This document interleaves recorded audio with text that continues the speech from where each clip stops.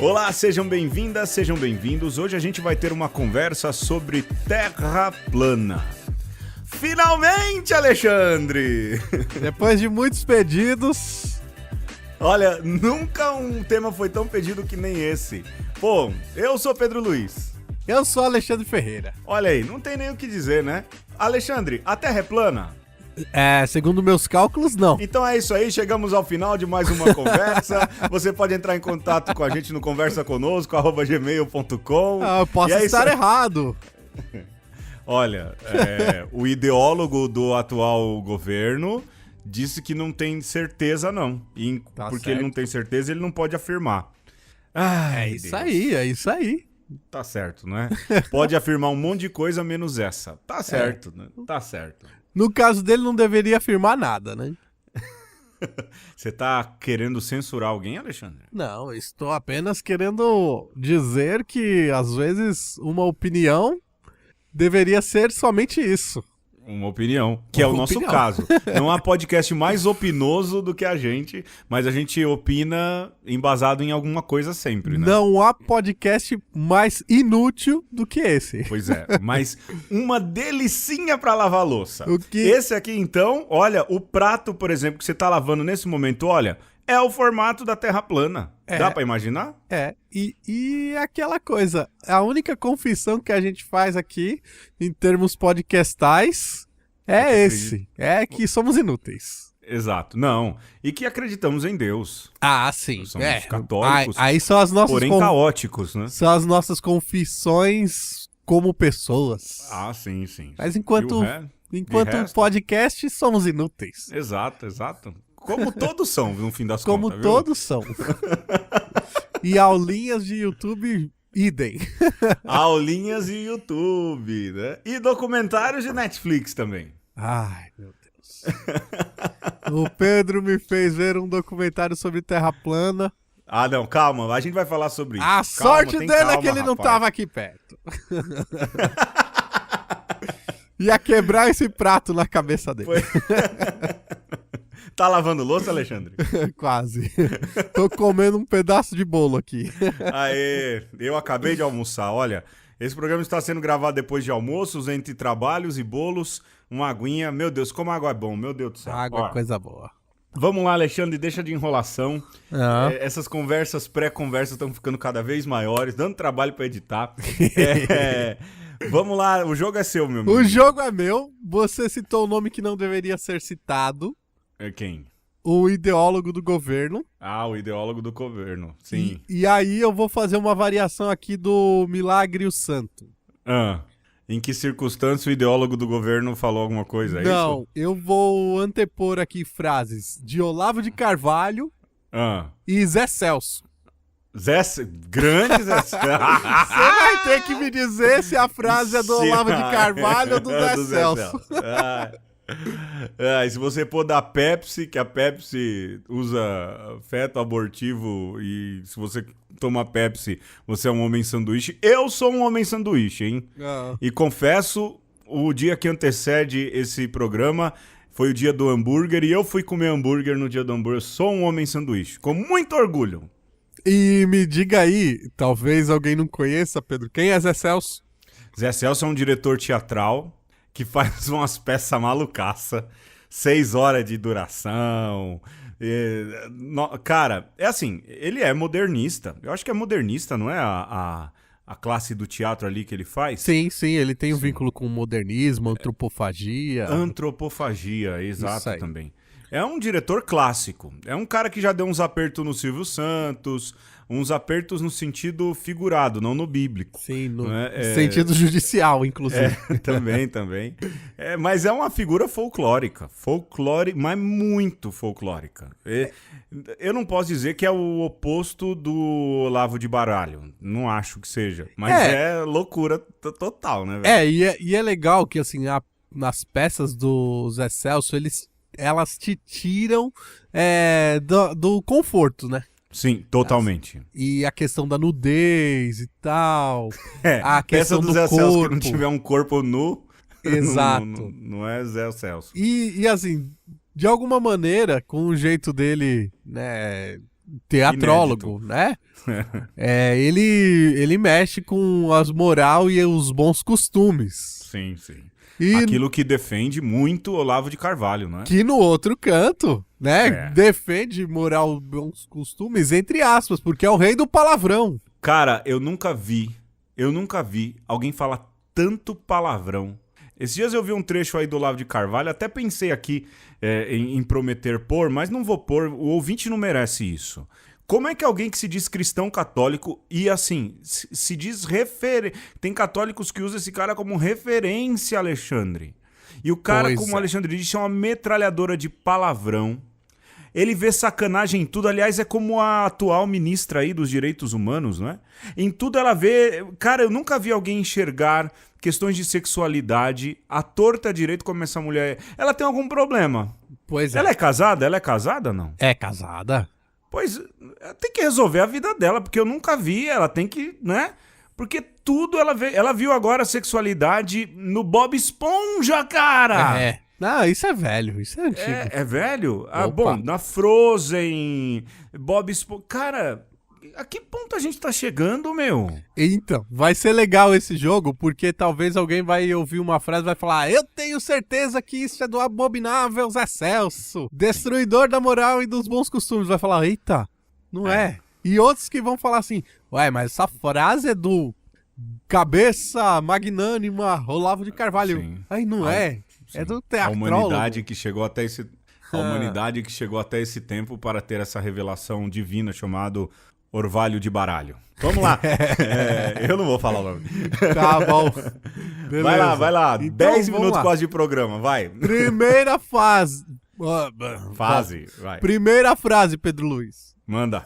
O Brasil de hoje em dia é aquele sujeito valente que teme olhares e caretas, como se fosse balas de canhão, que enfia o rabo entre as pernas a simples ideia de que falem mal dele.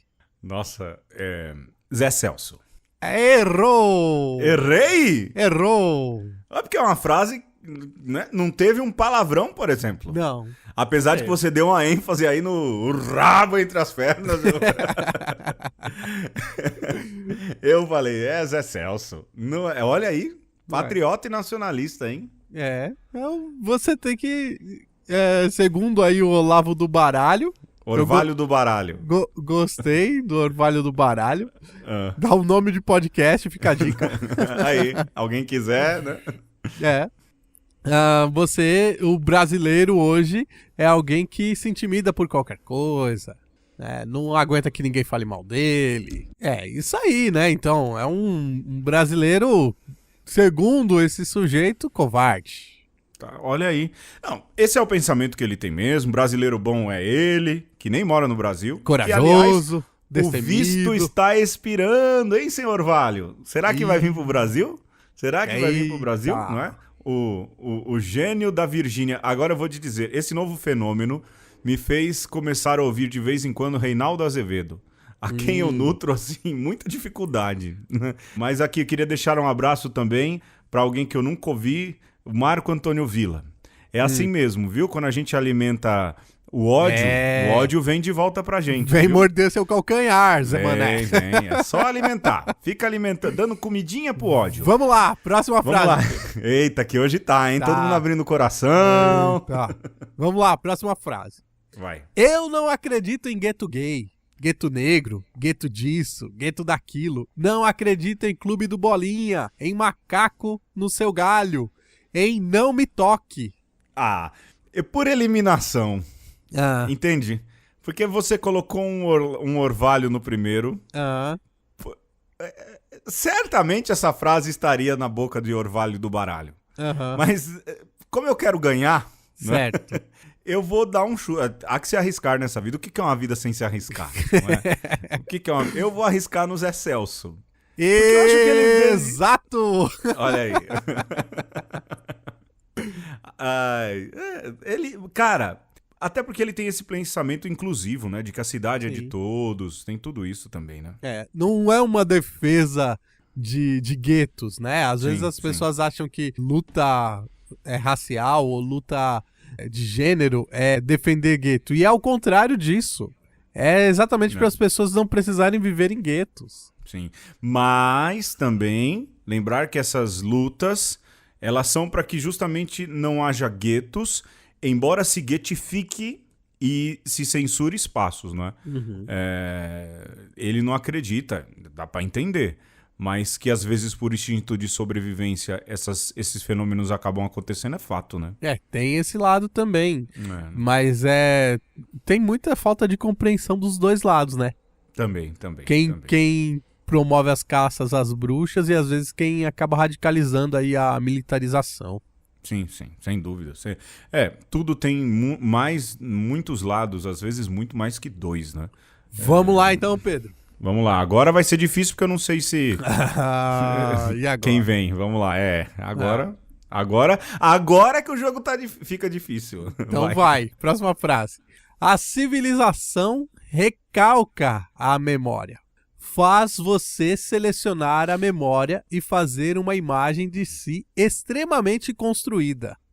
Porque usou a palavra civilização, eu vou de orvalho. E eu digo que você está errado.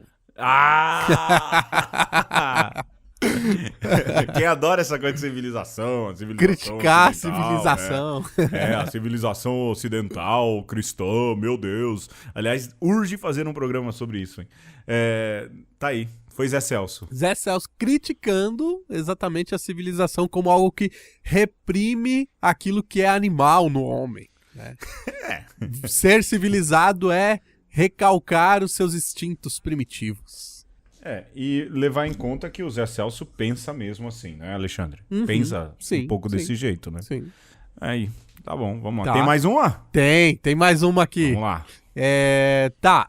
Vamos mais duas pra chegar no fim, pra desempatar. Vamos lá. Então vamos. Pra desempatar.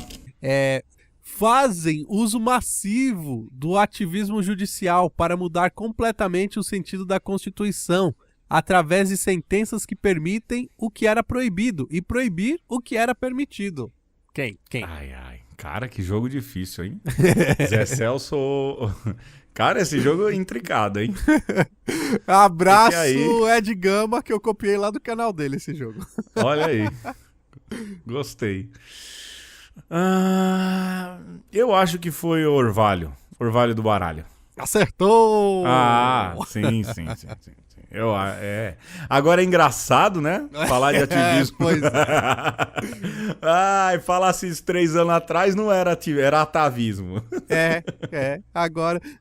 isso provavelmente foi falado lá atrás. Hoje em dia, ativismo judicial pode, né? Porque afinal de contas, meu time tá na casa, né?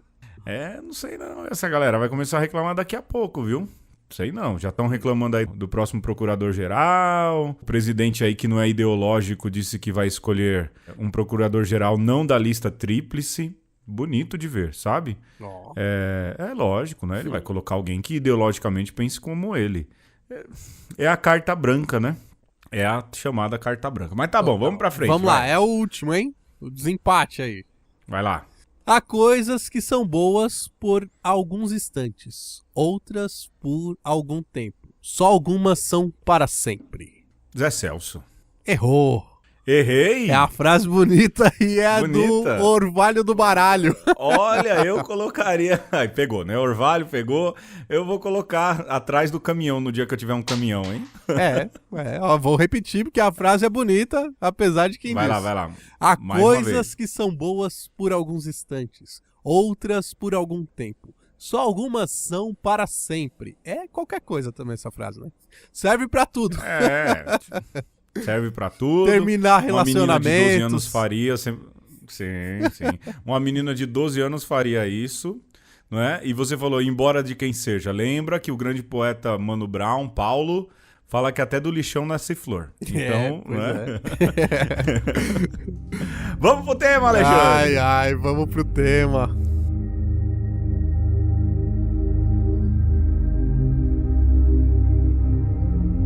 Da Suma Teológica de São Tomás de Aquino. Primeira parte, questão 1, artigo 1.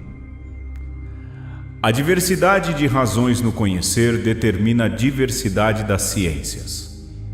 tanto o astrônomo como o físico chegam à mesma conclusão: a Terra é redonda. Mas o primeiro se utiliza de um raciocínio matemático que prescinde da matéria, ao passo que o físico por um raciocínio que tem em conta a matéria. Nada impede que as mesmas coisas de que as disciplinas filosóficas tratam, enquanto são conhecíveis à luz da razão natural, sejam tratadas por outra ciência, como conhecidas à luz da revelação divina. A teologia, portanto, que pertence à doutrina sagrada, difere em gênero daquela que é considerada parte da filosofia.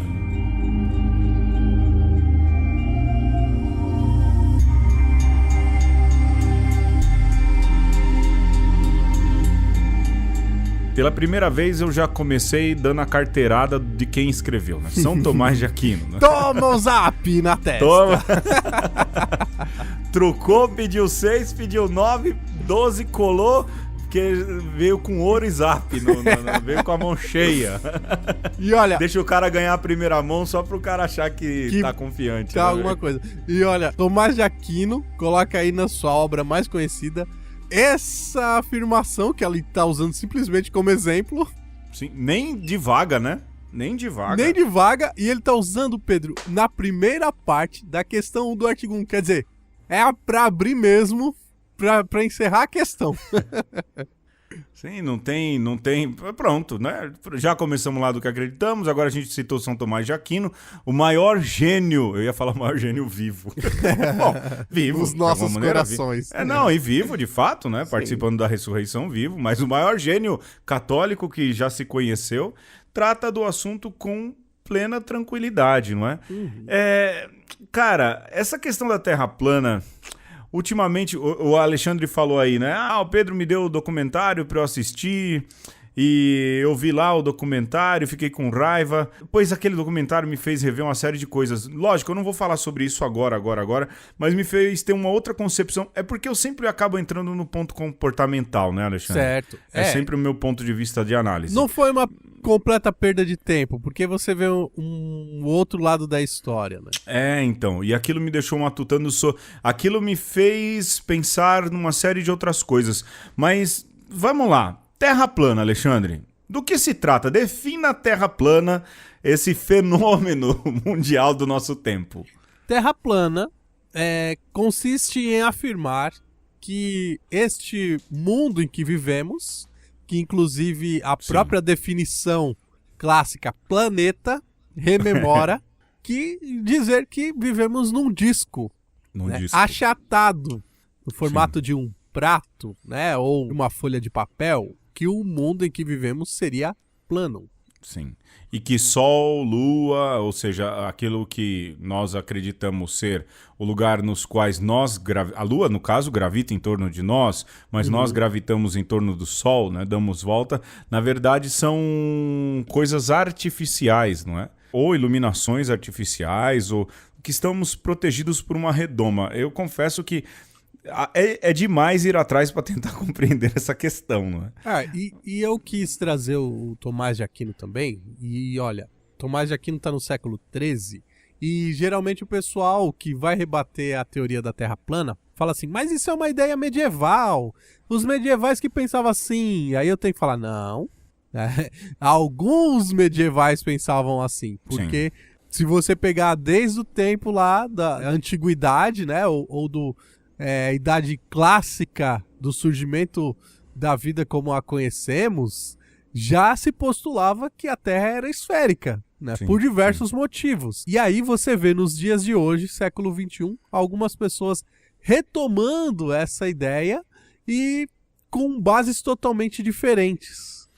Eu acho, Alexandre, que a galera também, quando se remete a essa questão medieval, ou dizer que isso é algo antigo, que já se perdeu, talvez eles confundam ali um pouco com aquilo que foi o entrave da igreja com Galileu Galilei, com Nicolau Copérnico, primeiro Copérnico. Que ninguém entende também.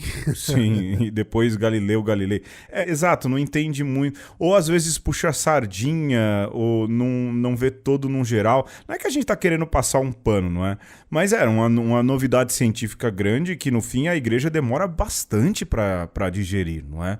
E Pedro, para além daquilo que a igreja digeriu ou não, tem também toda a construção do iluminismo. Ah, sim. Que queria denegrir não só quem tem fé, mas a instituição que de alguma maneira pautava as discussões. Né? É bom lembrar que as universidades nascem das escolas monásticas e catedrais católicas. Né? Pelo menos as universidades como nós as conhecemos no Ocidente. E aí tem esse período de emancipação ali por volta do século XVI, XVII. E aí você tem toda essa necessidade de, olha, a igreja perseguiu Galileu Galilei, queimou Giordano Bruno, não sei o quê. Tem muitos disso, Copérnico. sim, né? Mas, por exemplo, no caso do Galileu Galilei, era muito mais uma treta dele com o Papa do que a igreja como instituição. Eram dois homens, na verdade, defendendo seus pontos de vista ali. Lógico, um tinha poder, outro não tinha tanto assim, mas tinha muita gente da igreja, inclusive, que defendeu Galileu Galilei, que já postulava, não tem nada de errado, isso daí que o Galileu Galilei está corroborando aquilo que nós estamos fazendo aqui há tanto tempo. E o próprio Galileu Galilei sempre se viu como um homem de fé, independente do que aconteceu. Né? No fim, a gente sempre fala, volta e meia, fala da questão política, de que tudo é política, e há mesmo uma série de questões políticas que muitas vezes cercam aquilo que são decisões da igreja em sua época, não é? Por exemplo, a própria reforma protestante tem um quê político, um quê de revolta contra... Porque também a igreja foi status quo durante muito tempo, não é? Uau, não dá para você entender reforma protestante sem entender a questão política. Sim. A reforma, as outras reformas que foram acontecendo, né? O movimento reformista, mas aquilo como o Alexandre falou, você não consegue entender essa questão sem entender a questão política, entender a igreja na Alemanha, entender a igreja na Inglaterra, não é? E esses pequenos gritos de independência que essas igrejas acabaram dando. Ou seja, sempre há um contexto político, sempre há um contexto histórico, e a gente não pode deixar de desconectar uma coisa com a outra. Não é que ninguém está passando pano aqui não é? Até porque todos esses erros aí a igreja foi capaz de olhar para trás e pedir desculpa. Lógico, você vai pedir desculpa depois do erro cometido. Quando necessário difícil. Também, né? Sim. Mas explique, por que quando necessário? Não, porque assim, às vezes não é uma questão de pedir desculpa, são simplesmente modos de entender as coisas e muitas vezes o que você tem é depois uma conciliação. Você vai perceber que nenhum lado e nem o outro estava tão certo assim. Sim. Né? Ou as coisas evoluem e se esclarece que se estava falando da mesma coisa, só de pontos de vista diferentes. Sim. Porque é o erro também da gente querer julgar a história fora da história, né? Fora daquele momento histórico, né? Isso não serve nem pra gente, não é?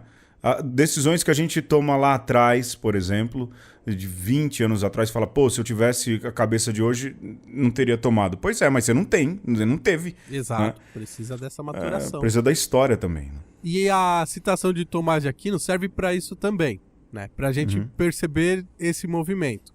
Primeiro que Tomás de Aquino chama, seja a astronomia, seja a física e seja a matemática, como partes da filosofia. Sim. E muitas vezes a gente esquece isso, que lá atrás era tudo uma coisa só. Sim, ciência da natureza, filosofia. Né? Sim, e aí ele coloca a teologia num outro plano, num outro gênero, que, quer dizer, olha só, a gente está falando do filósofo e do teólogo mais influente da igreja, hoje ainda a igreja pede que se estude e se faça filosofia a partir de Tomás de Aquino, e desde lá do século XIII, o que ele está afirmando é: a teologia não serve para ser confrontada com a ciência, porque ela tem um outro gênero de conhecimento. Sim. Né? E aí, voltando para a discussão da Terra plana, às vezes o pessoal quer utilizar a Bíblia para justificar esse pensamento. E aí, o que você faz? Você passa vergonha. Tem gente que vai pegar ali um texto fora de contexto e transformar num pretexto, sempre. Você vai achar gente à torta e à direita. Mas lembrar exatamente de que a Bíblia não é um livro científico. A gente volta e meia fala isso, e agora Tomás de Aquino fala. Vou citar um exemplo. Esses dias um professor aqui na PUC falava de que ele foi interpelado para fazer parte de uma banca de mestrado na área do direito. Veja só, Alexandre. Eu queria um teólogo, o orientador falou. E por que se quer um teólogo numa banca de direito na PUC? Porque é a PUC. Não, porque há uma visão ética da teologia. Há uma visão ética da teologia. E aí, só para fazer aqui um parêntese disso que você falou, para que serve a teologia? Não é? Por exemplo, ali falava sobre direito ambiental. Pelo que eu percebi, era a banca, né, de direito ambiental. E sobre a questão do lixo. Não é? E aí você discute ali no direito ambiental a questão do lixo, de quem produz, o destino que precisa se dar e tudo. E aí o professor Donizete Xavier, que é uma das mentes mais inteligentes que a gente tem aqui em São Paulo, o cara é muito bom mesmo. Ele falou, olha, eu vim aqui como teólogo e o teólogo não está preocupado nem com lixo, bom, um pouco com o meio ambiente, mas a primeira preocupação de um teólogo é o que vai se fazer com as pessoas que trabalham, vivem ou sofrem por causa do lixo. Essa é a pergunta da teologia, não é? A teologia é sempre a questão da criação e, em primeiro lugar, o ser humano. Não é? Quando se defende ecologia, ecossistema, é porque está se pensando no ser humano, na casa comum na qual o ser humano habita. Que parêntese gigante, né, Alexandre? Bom, enfim, resumindo... Ainda retomando o parêntese aí, Pedro, e é uma discussão teológica importante e também que é o ponto onde a teologia ela se aproxima da ciência. Tudo nessa discussão tem a ver com como você, como ser humano, se posiciona no mundo, né?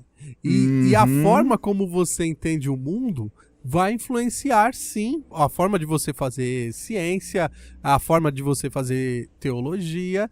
E, assim, não tem como você ser um cientista ou ser um advogado sem levar em conta a sua fé. Sim. Esse que é o ponto. E a forma que você vê o mundo vai influenciar diretamente também no modo com o qual você enxerga e pratica a sua religião. Também tem isso. E não vai... quando se diz assim, um cientista não pode negar a sua fé para fazer ciência. Não significa que ele vai chegar em conclusões diferentes no resultado da sua pesquisa. Mas a forma como ele vai lidar com esses dados científicos é diferente. Se ele crê ou se ele não crê. Sim. E aí, Alexandre, eu queria, a partir daí, do modo com o qual você vê o mundo, você vai fazer sua ciência, sua teologia, sua prática religiosa, você vai se relacionar com os outros, você vai se relacionar... Ou seja, é aquilo, de novo, parece bobagem, mas Marx fala, Paulo Freire fala e Jesus Cristo fez isso também. A nossa cabeça pensa um pouco ali onde estão os nossos pés plantados. E não é que eu tô colocando, viu, já fazer o parêntese, né? Marx, Paulo Freire e Jesus Cristo em pé de igualdade, mas muitos outros fizeram isso ao longo da história. Estou usando esses três para provocar mesmo, não é? Mas Anchieta também fez isso. O Malagrida, procure saber sobre Malagrida, né? Padre Malagrida. Malagrida fez isso. Quem mais? Antônio Nóbrega fez isso. Grandes educadores partem do ponto que é o lugar em que a pessoa está. Bom, indo à frente, exatamente isso. Vendo aquele documentário do Terra Plana lá, do Netflix, eu pensava, Alexandre, que... Primeiro, são pessoas... Se você não viu ainda, para aqui o programa e vai assistir o documentário. Eu termino o programa e vai ver o documentário do Netflix. E o que eu enxergo ali são pessoas que estão com os pés plantados num lugar do mundo e a partir disso eles querem configurar o mundo ao modo com o qual os seus pés estão plantados. Mas isso a gente pode falar depois dos despatrocinadores, beleza? Beleza pura! Vai!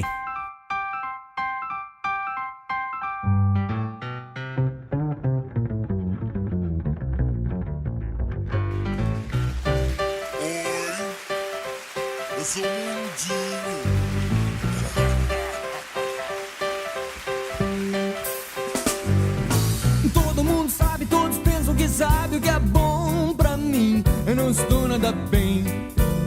eu tô em fase final. Eu tenho dor na minha China, sofro das Argentina. Me aplica a vacina, tente me salvar. Eu tremo de medo e acho que é cedo pra eu me aposentar. Não estou nada bem, não, eu tô em fase final. Ainda ontem ou antes de anteontem, o cometa cuspiu em mim, atraiu atenções. Nunca me deram atenções, eu sofri. Eu que faço belezas, faço cataratas, eu dou piruetas em torno do sol. Eu sei, não sou um gênio, mas sempre me esforço. E o oxigênio fiz eu que não estou nada bem, não, eu tô em fase final.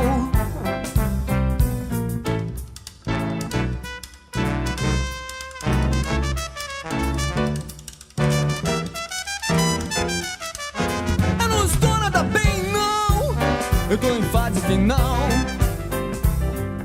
Ainda ontem ou antes de anteontem, o navio encalhou aqui. Eu não sou lata borrão, não. Queria ser um balão pra subir. Se mais nada me resta, se já era floresta, se eu ardo de febre no Equador, no pague não bufa, do evento estufa, eu morro de tanto calor. Eu não estou nada bem, não, eu tô em fase final. Qualquer dia desse, um dia desse, eu me atiro de vez daqui. Eu paro de rodear, começa a rachar de vez. Tremo de raiva, desmonto minha Rússia, afundo a Polônia e o Ceará. Não está sendo fácil dos Estados Unidos, eu acabo com o Canadá. Eu não estou nada bem, não, eu tô em fase final.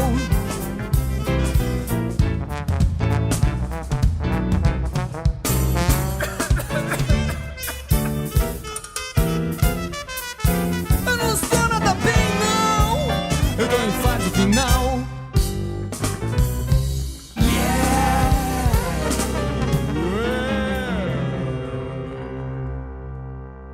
Nós estamos hoje discutindo sobre Flat Earth. Mas olha! Que é a sigla em inglês da FE, parecido com fé. É mesmo, Flat Earth. É mesmo, fé. A fé de alguns norte-americanos é exportado mundo afora, né? Exportado mundo afora é que a Terra é plana. É uma questão de fé. Talvez é uma questão de fé. Eu acho. E aí o Pedro falava que é um pessoal que tá plantado no mundinho e tá fazendo as suas, digamos, generalizações ou assim, os seus postulados. E aí, Pedro, eu concordo bastante, eu também tive essa mesma impressão ao assistir o documentário, e eu chego a uma constatação que talvez até a gente já falou aqui também, né? Se não falou, tá um pouco implícito em algumas falas nossas. Nós vivemos numa sociedade que ela é muito alienada, bicho. Ah, sim. Assim, é a sociedade que toma leite de manhã, a leite da caixinha, e muitas vezes não conhece o bichinho vaca, sabe? Então, assim, você tá vivendo numa redoma, sim. Sim. Esse que é o ponto, sim, né? Você tá achando que os Estados Unidos é o umbigo do mundo. Sim. E aí, quando você vai lidar com a realidade, você quer negar aquilo que é uma construção muito maior de uma sociedade que não se resume a esse mundinho que você vive. E aí você pega lá esse pessoal da Terra plana lá do documentário, e onde é que eles propagam essa ideia? No YouTube. E aí quando você vai ver o que é o YouTube, é o resultado de uma empresa que utiliza tecnologia que de alguma maneira dá oportunidade para quem quiser falar o que quiser. Sim, sim. E aí você percebe assim que essas pessoas nem sequer param para pensar que, peraí, essa oportunidade que me foi dada, ela é por causa de um acúmulo de conhecimento. Sim. E como você quer negar a parte de um conhecimento que a ciência te oferece e, por outro lado, quer se utilizar dessa mesma ciência e, às vezes, até criar uma pseudociência utilizando um pseudo-método científico, porque esse que é o ponto, né? Mas utilizando muitas vezes a tecnologia para querer provar essas bobagens. Mas eu ainda vou uma questãozinha além, não é? Porque isso também se liga, terra plana, essa questão de se viver na redoma e de usar da tecnologia, que é o conjunto de um saber antigo e que é totalmente ignorado, é também esse negacionismo histórico. Há um tempo atrás, num Tem Que Acabar, eu falei de revisionismo histórico, né? E eu ouvi um historiador esses dias dizer, olha, revisionismo talvez não seja hoje o melhor termo, mas um negacionismo histórico, né? Você fazer revisão do Holocausto, você fazer negação de uma série de outras coisas, e a galera vem vivendo isso também, daquilo que é a própria ciência, não é? Lógico que isso pode se desdobrar em 2 casos. Um de má intenção, não é? De gente que quer manipular, de má intenção. E outra, eu acabo percebendo também que é um sentimento de inadequação com o mundo. Sabe aquela revolta contra o status quo que a gente tem quando tem 14, 15, 16 anos? Eu, quando era punk, se surgisse um terraplanismo, eu até iria acreditar justamente para ir contra aquilo que está estabelecido, entendeu? Mas, ao mesmo tempo, eu fico pensando assim, são pessoas que acabam se agregando em torno de uma ideia e, olha, poderia ser, por exemplo, a Terra plana. Mas poderia ser como há um tempo atrás eu li um livro, não é? Que a Terra é oca. Há aqueles que acreditam que a Terra é oca, que há toda uma civilização lá dentro da Terra e tudo mais. É que calhou de agora, nesse tempo de ultracomunicação que a gente vive, vir a Terra plana, entendeu? E essas pessoas se encontram, se comunicam e criam um grupo que é separado, que vive numa bolha, que vive numa redoma, mas que se afirmam ter um conhecimento especial, ter um conhecimento inédito, e por isso eles acabam se sentindo especiais. Quando a gente assiste aquele documentário, acaba pensando nisso, não é? E é um saber, assim, no fundo, bem rudimentar. Primeiro porque ignora aquilo que vem para trás, que veio tudo para trás, ignora a realidade desse tempo, mas fazem tudo isso em torno ou em prol de serem uma tribo, não é? Mas é engraçado, e aqui termino, já estou falando faz 20 minutos, mas é engraçado que lá, entre eles têm brigas já, não é? É uma sociedade que cresceu. Tem redoma, não tem redoma. E tem o cara que briga, o cara que diz que criou a divulgação da Terra plana, briga lá com aquele casal. Eu shippei aquele casal do documentário, achei um casal bonito. Eu acho que tem um chip secreto ali também. Eu shippei, eu falei, eu faria o casamento desse terraplanista aí, né? Mas já cresceu tamanha a história que já há subdivisões dentro, né? Mas eu enxergo isso como comportamental, potencializado pelas redes, pela ultracomunicação. Mas é um devotar de um saber bem rudimentar, né? Eu acho importante a gente trazer essa coisa do saber rudimentar também para a discussão, porque, de certa maneira, a ciência, ela nos pede isso e ela nos possibilita isso. De você não precisa, Pedro, acreditar nas coisas simplesmente porque te disseram, porque tá num livro, porque o cientista tal disse. Sim. A própria ciência, na sua essência, ela pede observe e tire as suas conclusões. E talvez muitas pessoas, principalmente aquelas que não tiveram tanta instrução, possam olhar para o mundo num primeiro momento e dizer, de fato, eu tenho mais razões para crer que a Terra é plana do que dizer que a Terra é esférica.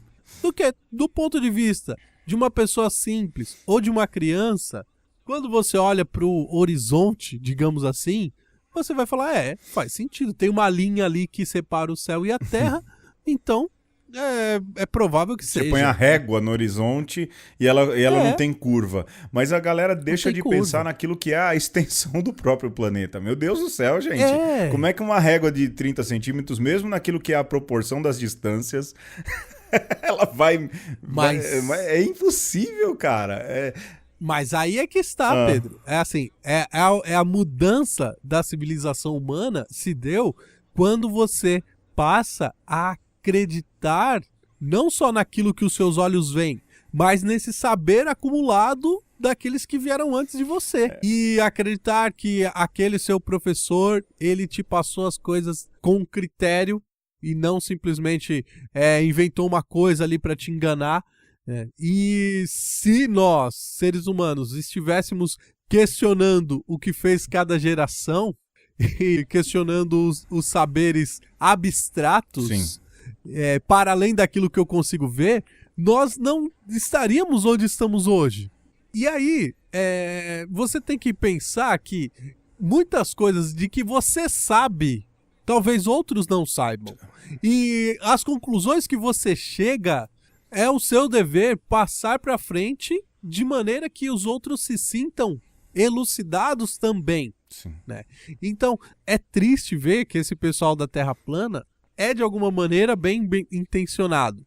Mas quando eles se apegam não nessa ideia científica mesmo de tudo bem, eu tenho um saber aqui, eu quero confrontá-lo, mas o confrontar pelo confrontar, um pressuposto de que estão nos enganando, isso é que é nocivo nessa teoria.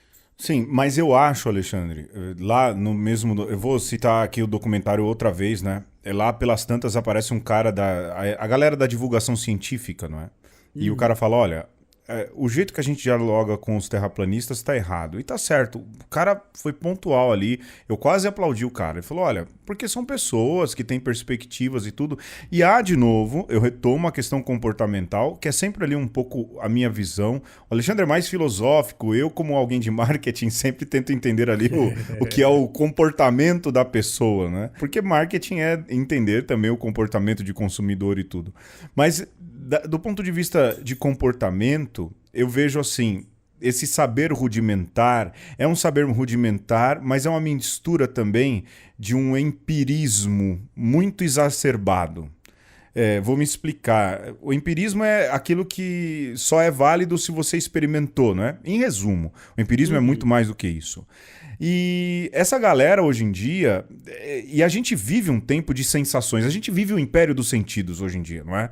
Tire foto se não aconteceu. Se eu contar pra você uma história, você vai falar, não, mas você tirou foto? Dentro da igreja também, hein? Também. Só... Os movimentos carismaticistas aí... que suscitam os sentidos assim ao extremo. Você precisa ter a experiência. Sim, exato. Aliás, bom, não vou fazer mais parêntese nenhum, porque senão esse programa vai ficar com 3 horas, não é? Mas esse império dos sentidos acaba entrando naquilo que é um fazer ciência, que não é fazer ciência. Lógico que a ciência é empirismo, é tentativa e erro, é experimento atrás de experimento. Mas a galera quer experiências muito instantâneas. E aí o cara coloca a régua no horizonte, não é? Há lá no documentário, chega a ser... É agridoce a sensação que eu tive quando assisti. Que eles pegam um canhão a laser, não é? Não, porque a gente vai... Já que eles falam da régua, a gente vai pegar um canhão a laser e vai apontar no mesmo ponto e a gente vai ver que vai chegar no mesmo ponto porque a Terra é plana. E eles acabam percebendo, minimamente falando, mas a curvatura da Terra faz algum efeito ali no laser, naquilo que é, primeiro, a abertura do escopo, próprio relevo, né? E tudo mais, a topografia. Mas a gente vive isso de que, não, só é válido se eu sentir, só é válido se eu ouvir, só é válido se eu ouvir, se alguém que estava ali me contou. E é uma pena, não é? Porque isso vai desbastando também o saber científico. Mas a gente está vivendo um tempo também de saber científico de orelhada. Tem muito... Por exemplo, a gente passou aí brincando de alguém que se diz aí o maior cabeça desse tempo e que, na verdade, fora do círculo brasileiro, é pouquíssimo conhecido, não é? Do ponto de vista acadêmico também ninguém leva a sério. Pois é. Mas aí, essa questão da negação da ciência, ela é complicada porque enquanto a gente está falando de terra plana, e a ideia é sempre essa, fala assim, quem me garante? Né? Foi isso que escreveu o Orvalho do Baralho. Aquela coisa da conversa de boteco, né? Que vai...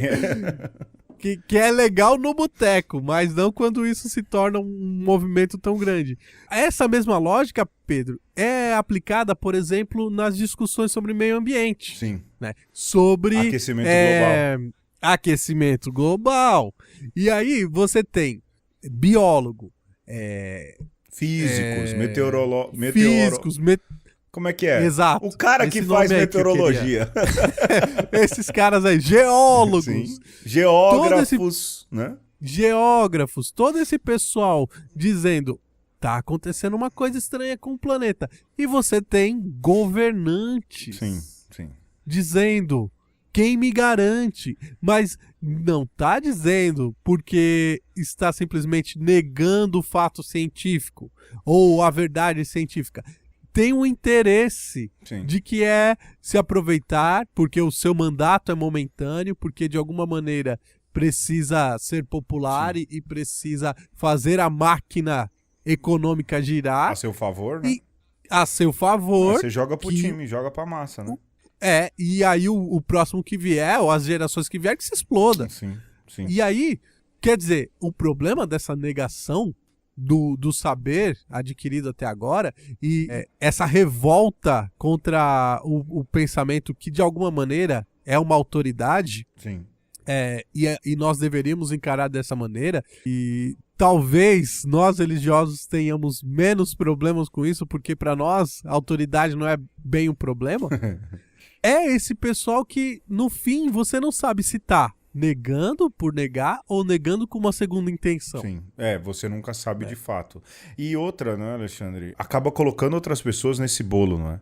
Porque é uma liderança. Mas se o presidente tá falando isso, eu vou acreditar. Enganando. Né? Sim, imagina, o presidente não vai me enganar. E de fato, há muitos interesses.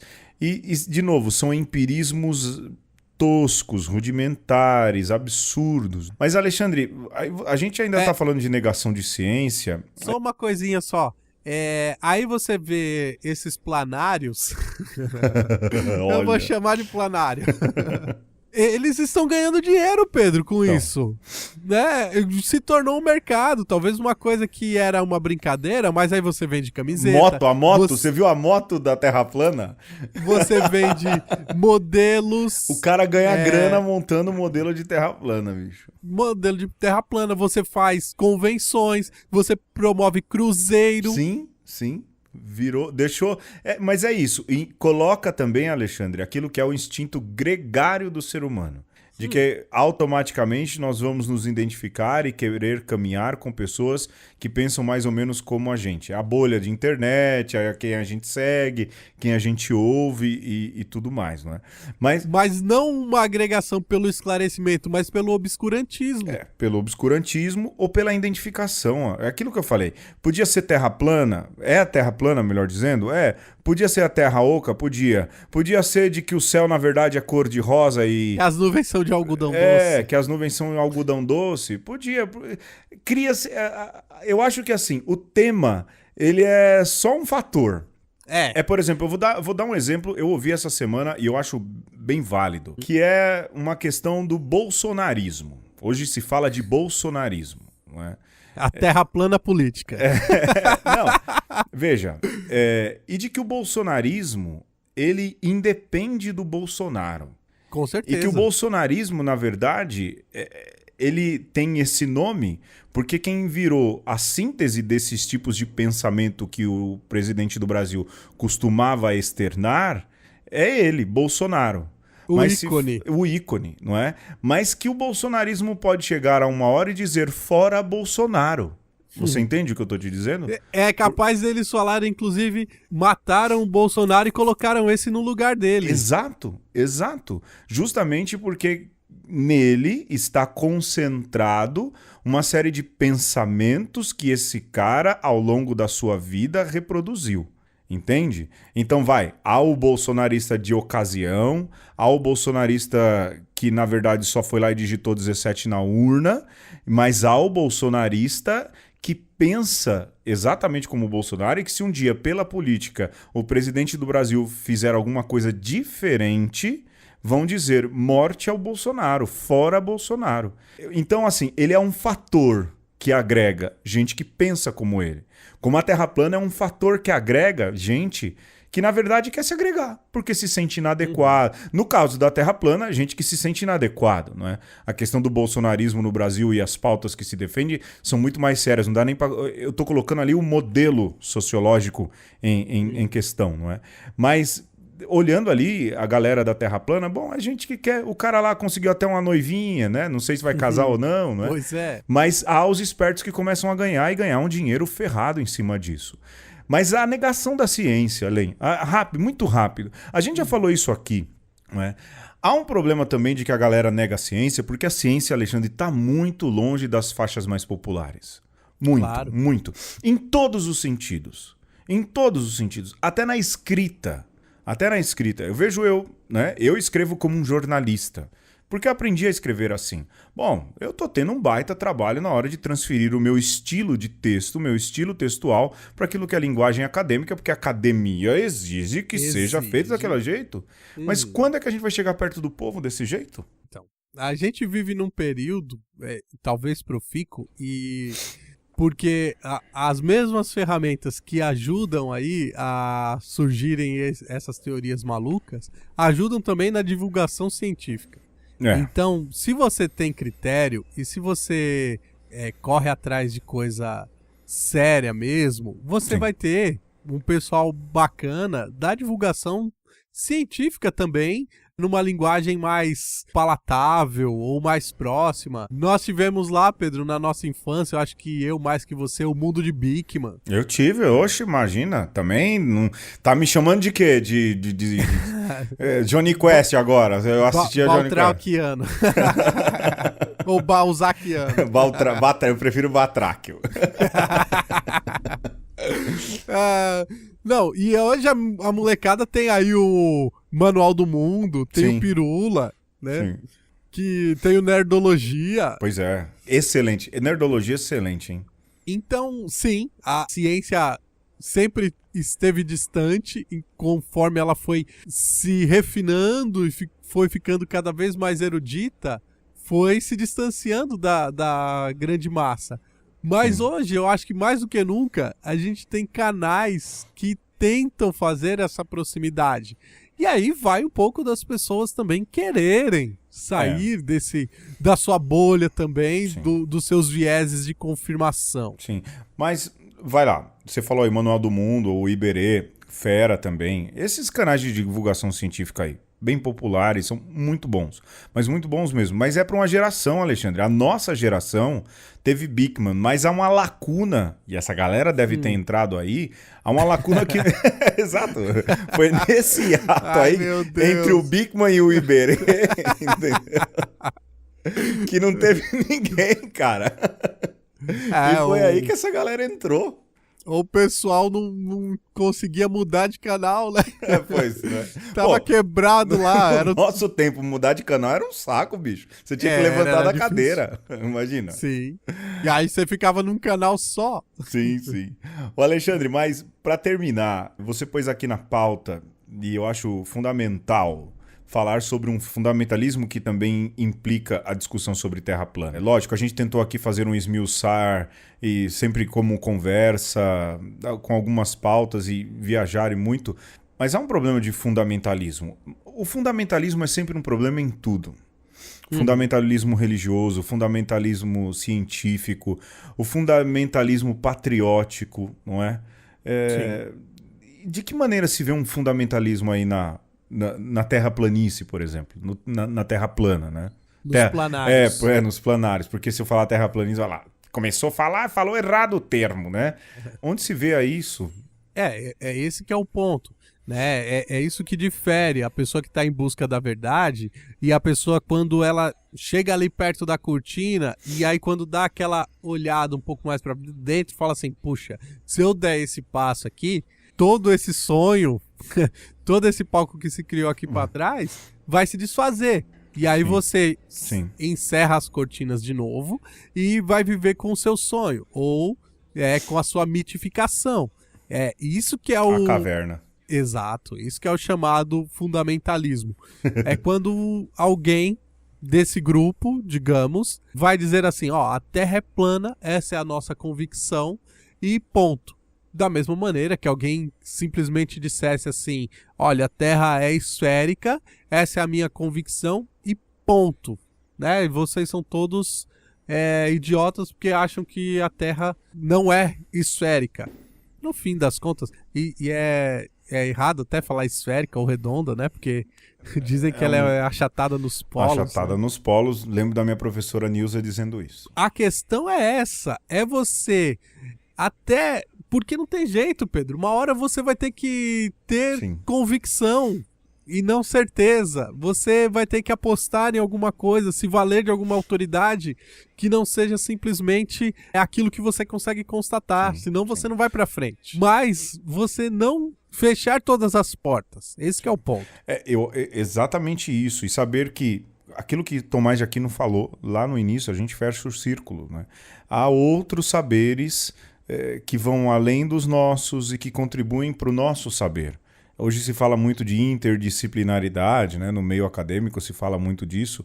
E, de fato, aquilo que a galera fala assim, eu não sei por que eu estou aprendendo raiz de...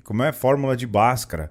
Né? 20 anos depois que eu saí, eu não usei ainda a fórmula de Bhaskara. Então, você não aprendeu, cara.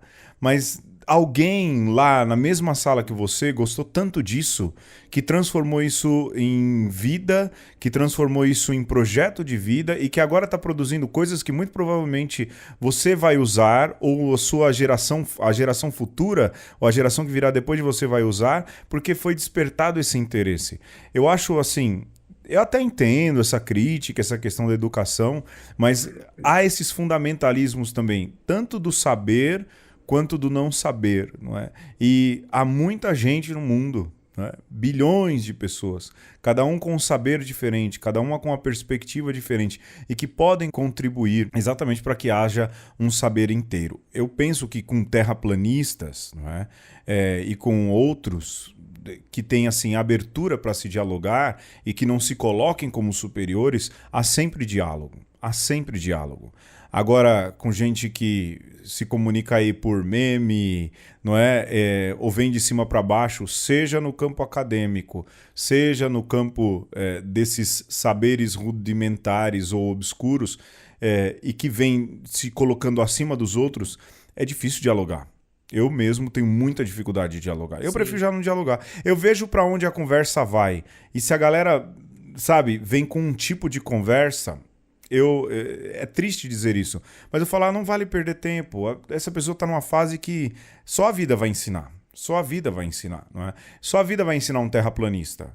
Só a vida vai ensinar um fundamentalista. Ou não, né? O que é pior, quando ele tenta e vive o seu fundamentalismo até o final, né? E o duro é quando esse fundamentalismo, exatamente porque ele tem alguma coisa de gregária, começa a gerar um ódio contra outras pessoas. Sim. E aí talvez valha a pena nós falarmos do fundamentalismo religioso, porque a pessoa assume uma fé como algo tão arraigado, né? Tão que você precisa tanto defender, que você vai se colocar a combater a fé do outro, a forma como o outro entende o mundo. E isso é um problema, né? Já pensou se daqui a algum tempo os terraplanistas falassem assim, não, só quem merece viver nesse planeta plano são os que acreditam nessa verdade. Ou o contrário, se os esferistas, né, terra-esferistas dissessem, vamos matar todos os terraplanistas, porque eles... Ou, trazendo para algo mais tangente... sobretudo para uma realidade do nosso tempo, ou quando alemães diziam assim, só quem é alemão da raça ariana e não é judeu merece de fato o seu lugar no mundo. Hoje em dia há discursos por aí, de todos os espectros, que se você trocar a palavra esquerdista, ou direitista, ou liberal, e colocar judeu, não é nada diferente daquilo que faziam os alemães em época de pré-Segunda Guerra e Segunda Guerra Mundial. Nada diferente. É fundamentalismo religioso, mas há um fundamentalismo social, e a gente vem vivendo isso no nosso tempo hoje em dia. Eu vejo aí passeatas pra lá e pra cá, e certas coisas ofendem a mim diretamente por causa da minha história, não é? E eu fico pensando, caramba, um pouco, talvez foi o que os judeus pensavam à época, hein? Pronto, já invoquei a lei de Godwin, já pode terminar a discussão, né? Antes de terminar a discussão, Pedro, e já que você falou de judeu, eu queria aqui ler um texto judaico. Você quer com eco ou sem eco? Não, pode ser sem eco mesmo. Tá bom, vai. O texto que tá lá em Josué 10, 12, você tem a seguinte passagem, né, da história do povo de Israel. E olha que isso também tem lá, dá o que pensarem. Sim. Josué falou ao Senhor no dia em que ele entregou os amorreus nas mãos dos filhos de Israel, e disse em presença dos israelitas: Sol, detente sobre Gabaon, e tu, ó lua, sobre o vale de Ajalon. E o sol parou e a lua não se moveu, até que o povo se vingou de seus inimigos. Isto acha-se escrito no livro do justo. O sol parou no meio do céu e não se apressou a pôr-se pelo espaço de quase um dia inteiro. Esse é um texto que o pessoal aí que defende o geocentrismo usa, né? E que, teoricamente, a igreja usava lá na Idade Média, que eu não sei que Idade Média que é essa, que igreja que é essa. Mas, enfim, para dizer que o Sol é que se move, a Lua, e não a Terra. E isso está dito na Bíblia. É um problema, porque, de novo, repetimos, pega Jesus Cristo, né? Do que Jesus Cristo fala de saber científico? Nada. Do que Jesus Cristo fala do modo com o qual devemos nos tratar e viver entre nós? Tudo. Talvez essa seja a chave. A gente quer cientificizar o inscientificizável e se esquece que o fato de que Deus se faz humano é porque talvez a gente precise ser mais humano até no jeito de discutir. Ixi, acho que não tem nada a ver, mas ficou bonito, hein, Alexandre? Ficou bonito. E eu queria, você citou Jesus, eu vou citar alguém não tão importante. Cuidado aí. O Tomás de Aquino, que a gente citou lá no começo. Pedro, Tomás de Aquino, lendo esse texto, ele diria o seguinte: bem, Josué, ou o livro bíblico, está querendo dar uma aula de astronomia aqui? Não, não é esse o ponto, né?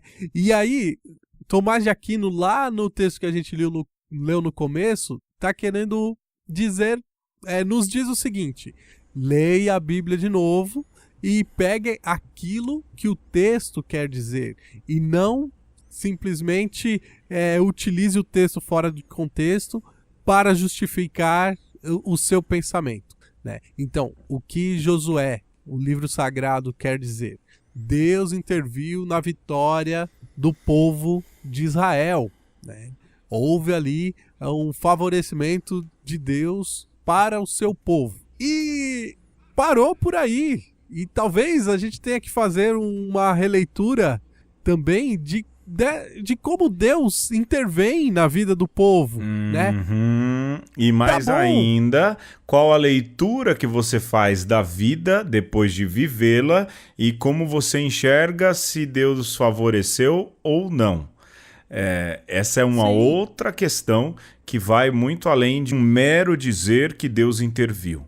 É muito mais o enxergar que Deus interviu, não é? E usar ali aquilo que é a linguagem bíblica, do que cravar ali e dizer, olha, foi assim e aconteceu assim, para você ver que Deus é maior do que todos. O risco de uma leitura fundamentalista é exatamente isso que o Alexandre falava, né? Leia o texto e o que ele significa, muito mais do que tão somente a textualidade dele, né? E olha que icônico que se torna esse texto, se você pensar historicamente, né? Houve a vivência do povo lá atrás, no tempo que esses fatos ocorreram. Houve a releitura que deu origem ao texto sagrado. Houve esse povo judeu que uma hora se tornou parte cristão, ora continuou com a fé antiga do judaísmo. Depois, este povo cristão que persegue este povo com uma fé mais antiga, se valendo do mesmo texto. Sim. né? E aí você tem a necessidade de hoje você refinar o que é o saber teológico, refinar o que é o saber científico, para nós pararmos de ficarmos nos perseguindo, de ficarmos num fundamentalismo no sentido de eu estou com a verdade e por isso preciso impor, seja lá o que for, sobre o outro e dizer, eu busco a verdade e por isso estou aberto, inclusive, a enxergar as coisas do seu ponto de vista. Sim. Lembrar exatamente isso, e acho que tá bom, porque já estavam falando muito, Alexandre, que a verdade é uma busca. É uma busca, não é? É lógico, conhecereis a verdade vos libertará, que anda bem na moda, não é? Lembrar que o conhecer a verdade é uma eterna busca pela verdade. Se a gente deixa isso de lado, a gente perde muito do que é a nossa própria caminhada. Né? E se alguém confronta aquilo que você sabe, seja humilde o suficiente para dizer, ao menos assim, um pouquinho. Bom, pode ser que a pessoa tenha razão e talvez você vai ter que rever tudo que você sabe, porque de fato a razão está do outro lado e não do seu. Sim. Sobretudo no que diz respeito à ciência e à forma como você enxerga o mundo. Do ponto de vista da fé, é um pouquinho mais complicado, mas muito provavelmente, se a verdade científica confronta a sua fé, o problema não está na fé, está na forma como você está interpretando aquilo que você crê. Exatamente. Chega, né, Alexandre? Chega. Chega porque tá dando horário de eu assumir compromissos que já tenho. Senão a gente vai ficar dando aqui voltas em voltas e não vamos chegar a lugar nenhum como quem dá uma volta de 360 graus. Tá certo. No globo ou no plano? No globo, né? Porque no plano, se você for dar o 360 graus, você cai pra fora do prato. Tá cai bom, no vácuo Alexandre, infinito. olha... Se você quiser continuar a conversa com a gente, lembra do e-mail conversaconosco@gmail.com. Pode deixar os comentários também no YouTube. Se você chegou a primeira vez por causa desse tema, bom, nem sempre a gente é assim. Aliás, cada hora a gente é pior. Você pode deixar sua mensagem aí no YouTube, no e-mail, nas redes sociais. A gente vai lendo, vai imprimindo. O Alexandre imprime mensagem por mensagem. Quando a gente faz o programa de cartinhas, é lido no papel. É verdade. Eu finge que é verdade. Um papel no A4 colorido e com cheirinho. Com cheirinho. É isso. Tutti-frutti. Chega, Alexandre. A gente não acaba esse programa, meu Deus do céu. Falou, até semana que vem. Um beijo. Um abraço. Um aperto de mão. Até mais.